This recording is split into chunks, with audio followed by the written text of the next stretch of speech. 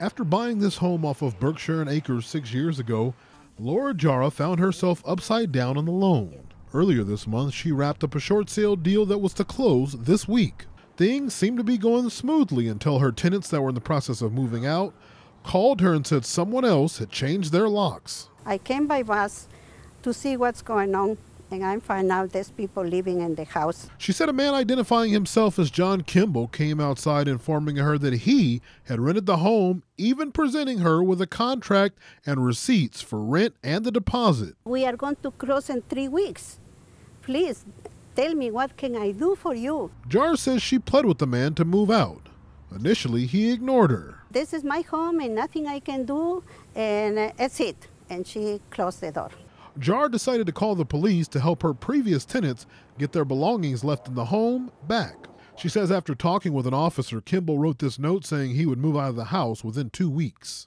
While reading the note, Jara made a startling discovery. The handwriting, the signature is exactly the signature and handwriting on the contract he showed to me. He forged my signature and forged the receipts.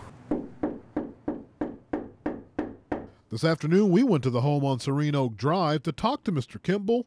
We knocked, but no one answered. They owe more than the house is worth to the bank, and so the bank is in a short sale, is going to forgive the difference. Scott Tobias is head of the Bakersfield Association of Realtors. Tobias is not the realtor on this deal, but he did shed light on the effect squatters can have. It could tie it up. I mean, it could make it unable to close, and until you get the squatter out. An unescapable issue that could force the buyer to walk. It makes it almost impossible to close.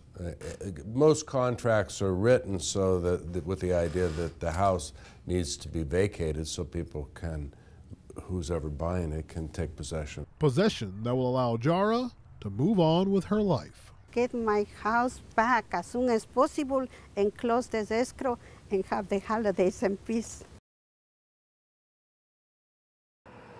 Laura Jara recently put this rental home off Berkshire and Acres up for a short sale, but shortly after her legitimate tenants moved out, a squatter identifying himself as John Kimball moved in. I came by bus to see what's going on, and I find out there's people living in the house. Jara says Kimball presented her with a contract and receipts that he says she signed. When Jara called police, she says Kimball wrote this note promising to be out in 2 weeks. That's when she noticed something was wrong. The handwriting, the signature is exactly the signature and handwriting on the contract he showed to me. He forged my signature and forged the receipts. We dug into Kimball's background and found he has a lengthy criminal history and has faced charges for forgery and burglary. Also, during our initial visit, we noticed the home's electric meter had been disabled. So how were they getting power? They'll either try to wire the panel up. I've seen them take jumper cables and hook directly to the overhead power. And City Code Enforcement Director David Paquette says all homes must have electricity, hot water, and gas. Any property in the city of Bakersfield that lacks one of those 3 utilities is considered unfit for occupancy. City inspectors ruled Jara's home unfit for occupancy Monday morning after no electricity was found running to the site. They delivered a notice to someone inside the home, giving them 48 hours to get out.